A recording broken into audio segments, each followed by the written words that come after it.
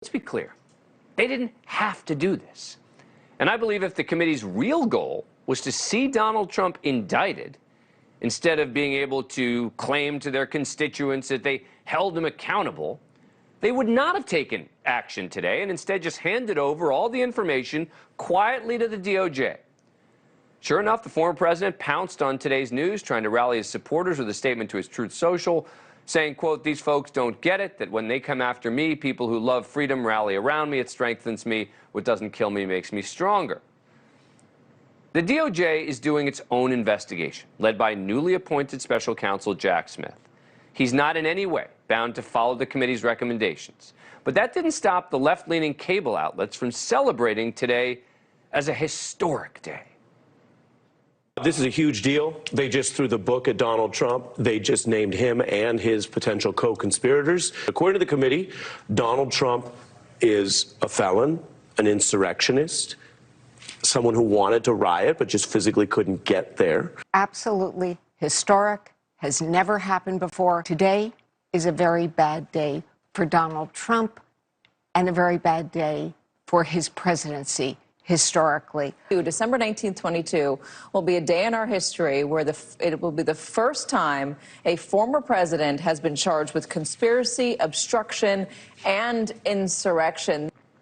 First of all, Donald Trump hasn't been charged with anything. But beyond that, it's even an enormous stretch to call this, I think, a huge deal or absolutely historic, even though it's technically true that it's historic. The area where a referral from Congress can be significant is when the committee is making a referral about a crime against Congress, ignoring a subpoena, lying to Congress, those types of charges. Then a referral is a request to the DOJ to step in and hold the people who broke the law in this Congress in front of them accountable. But even with recommendations that deal directly with alleged crimes against Congress, the DOJ is not bound to move forward. The committee previously made 4 criminal referrals for failing to comply with their subpoenas in this case, and the DOJ opted not to charge in 2 of the 4 cases. The Justice Department did not charge former Trump Chief of Staff Mark Meadows and former aide Dan Scavino, despite the committee's recommendations. The DOJ concluded that Meadows and Scavino at least responded to the subpoenas, made legal arguments, provided some information. So in the eyes of the DOJ, they had done enough to avoid prosecution. Let me be clear. I care deeply about what happened on January 6th to our country, and especially to our police. I want to see those who had a hand in any violence or even property damage at the attack on the Capitol held accountable. Special counsel Jack Smith appears to be working quickly. Donald Trump has every reason to be nervous. But by overhyping this criminal referral, the left-leaning media is just cheerleading rather than presenting any sort of sober analysis.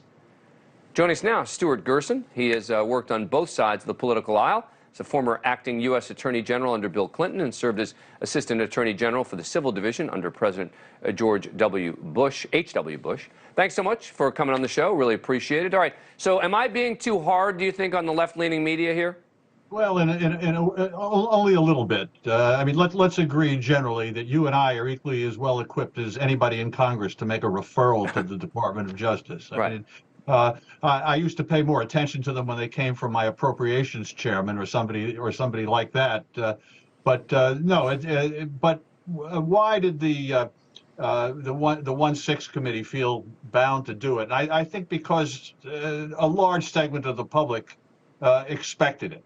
And this is not to denigrate the work of the 1-6 committee in any way. One thing that comes immediately to mind with regard to focusing on Donald Trump was the testimony of Cassidy Hutchinson, as supported by Pat Cipollone, that showed Donald Trump ready to go up there and take charge of an insurrection that I've already written about he fomented. And I believe a viable case can be presented under any and all of the 4 counts that Mr. Raskin and the 1-6 committee cited. But the monumental day will only come if and when, if at all, Donald Trump and others are actually charged and convicted. I mean, that's monumental. Right. But announcements are just words. Right. Thank you for watching.